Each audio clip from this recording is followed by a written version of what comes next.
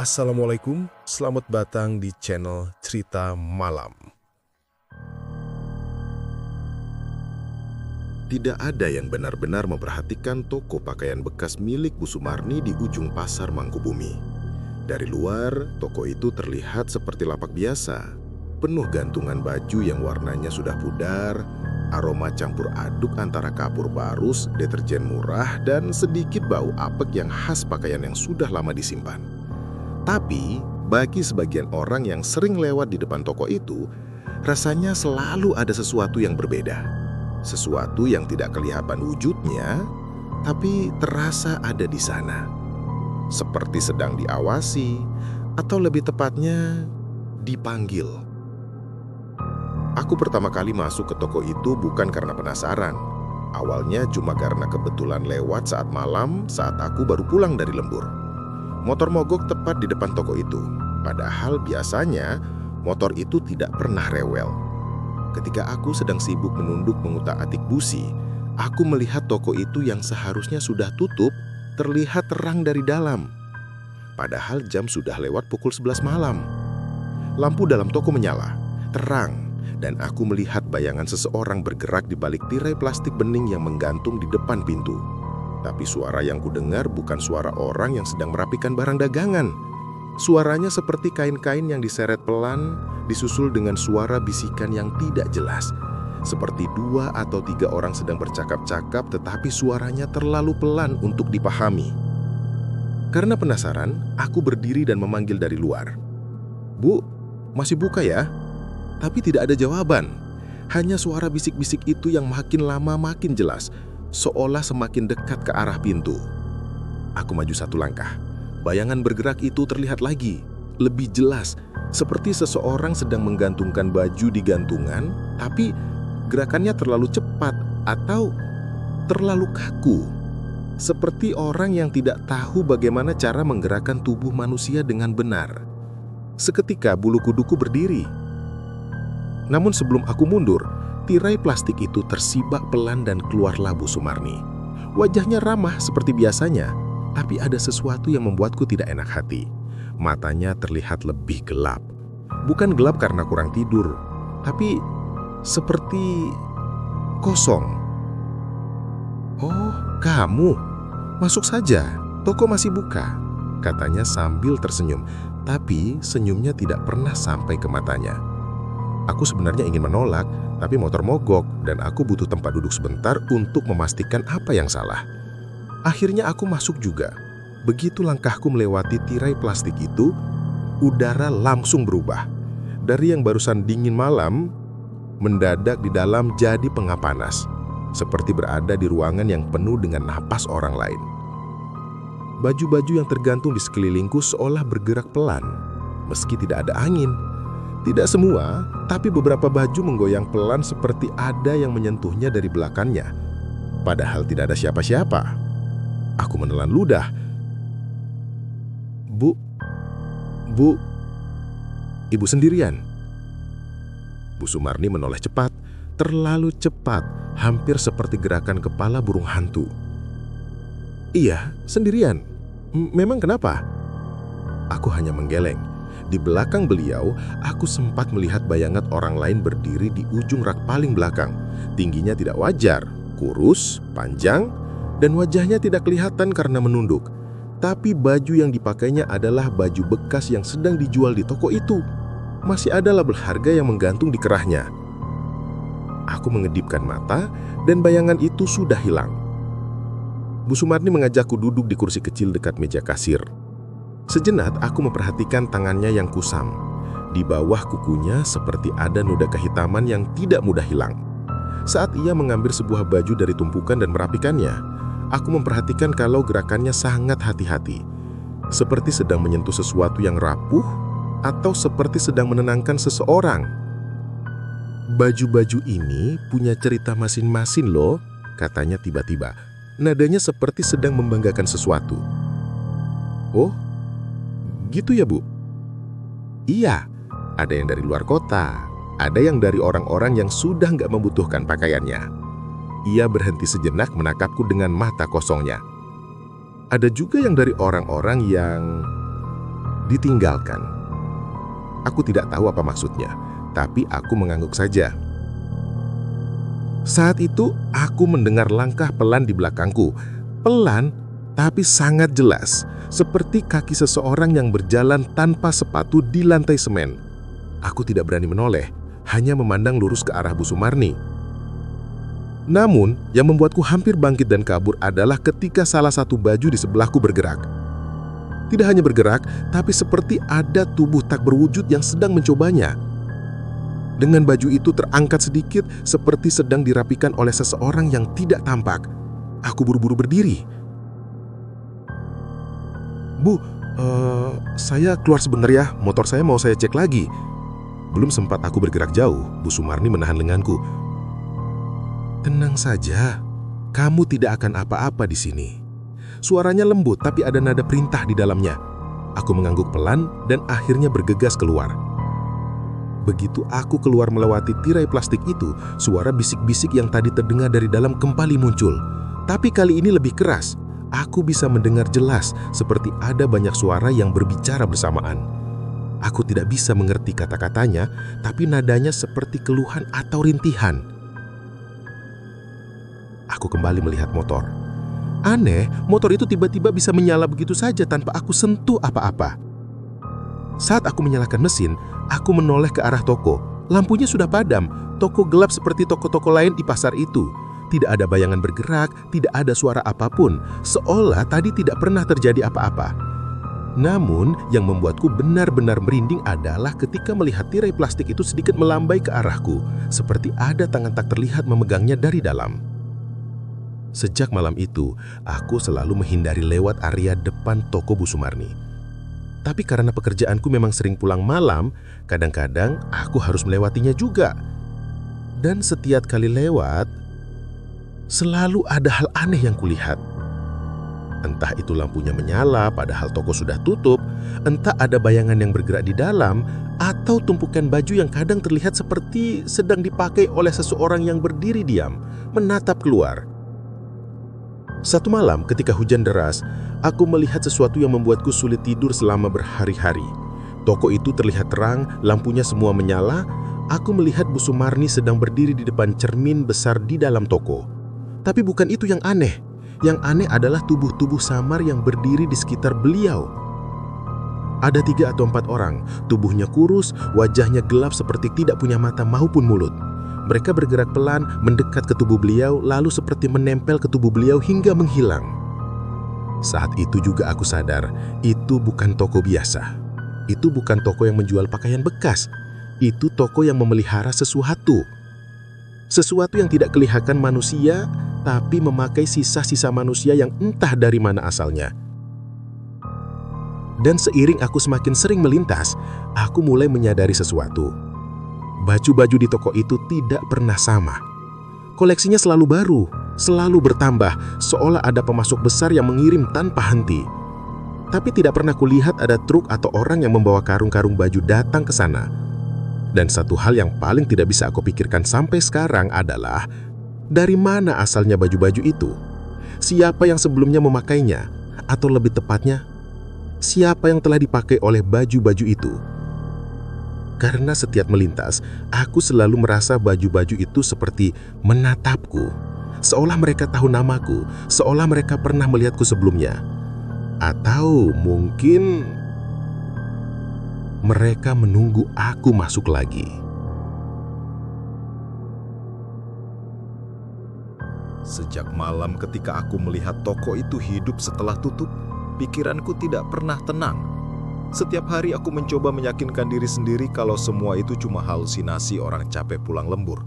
Tapi apapun yang kulakukan, bayangan-bayangan itu tetap muncul di kepala, bahkan lebih sering dari yang kuinginkan. Ada rasa seolah aku dipanggil kembali ke toko itu, entah kenapa. Aku mencoba mengabaikan semuanya, sampai akhirnya kejadian yang lebih aneh datang beberapa hari kemudian. Malam itu aku pulang lebih cepat dari biasanya, sekitar jam 9.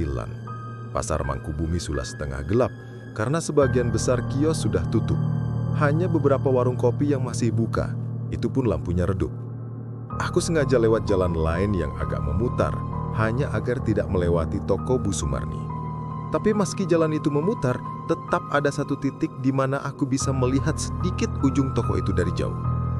Dan malam itu, dari kejauhan, aku melihat pintu toko Bu Sumarni terbuka setengah. Seakan ada orang yang baru saja masuk atau keluar. Aku mengerem pelan. Dari jarak itu, aku bisa melihat bayangan seseorang berdiri tak bergerak di balik tirai plastik. Tubuhnya tinggi kurus, persis seperti bayangan yang dulu kulihat. Aku tidak bisa melihat wajahnya, tapi aku tahu dia sedang menatap ke arahku. Tidak bergerak sama sekali, tidak berkedip, seolah sedang menungguku. Aku langsung mempercepat motor dan pulang tanpa menoleh lagi. Tapi malam itu aku tidak bisa tidur. Bulu kuduk rasanya tidak pernah turun sejak aku tiba di rumah. Aku merasa ada sesuatu yang mengikutiku, sesuatu yang sangat tidak diinginkan. Namun yang membuat semuanya menjadi lebih parah adalah kejadian keesokan harinya. Tiba-tiba saja, salah satu teman kerjaku, Yoga, mendatangiku. Mukanya pucat, ekspresinya seperti orang yang kurang tidur, dan dia bertanya dengan nada serius, "Kemarin malam lu lewat pasar Mangkubumi kan?" Aku hanya bisa terdiam sesaat sebelum mengangguk. "Iya, tapi lewat belakang. Kenapa?" Yoga menelan ludah. "Gue lihat lu lewat. Gue lagi nongkrong sama temen. Tapi lu kayaknya nggak sendirian." Aku merinding dari ujung rambut sampai kaki. "Maksud lu? Di belakang motor lu ada yang duduk." Napas aku langsung sesak. "Siapa?"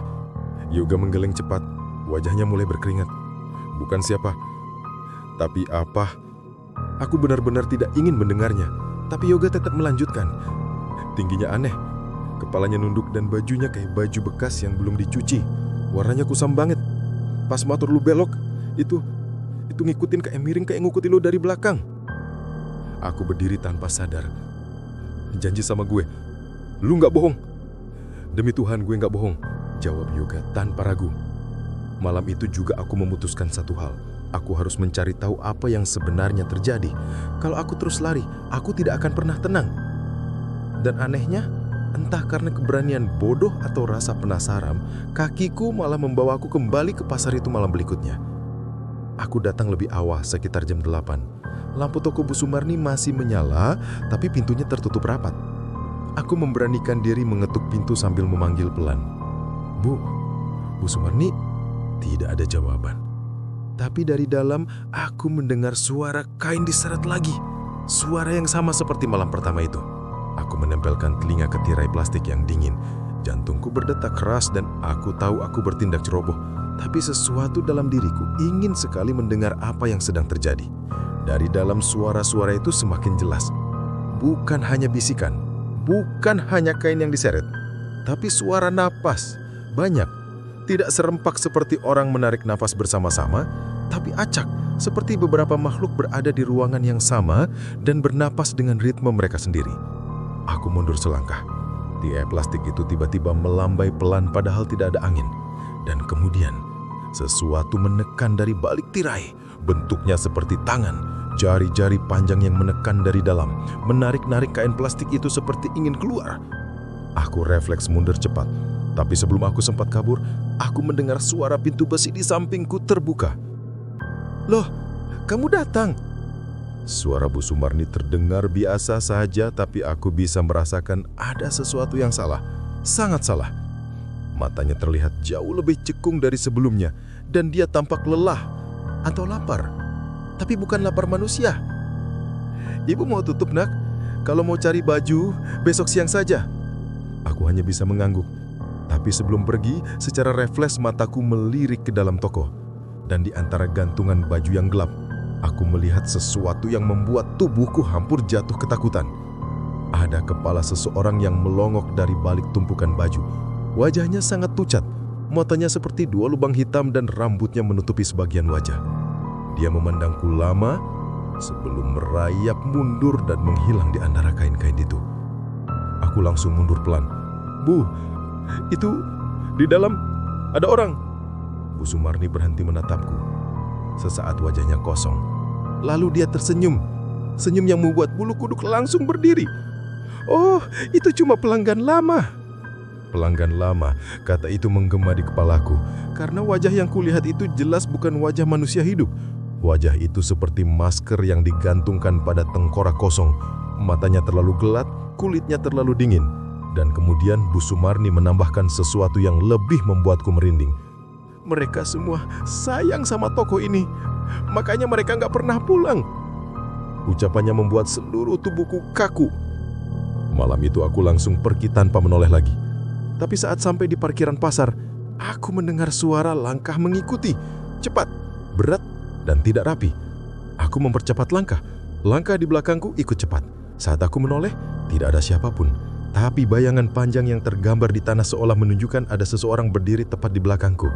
Tinggi, kurus, dan tubuhnya bergerak pelan seperti bergoyang ditiup angin. Aku tidak peduli lagi.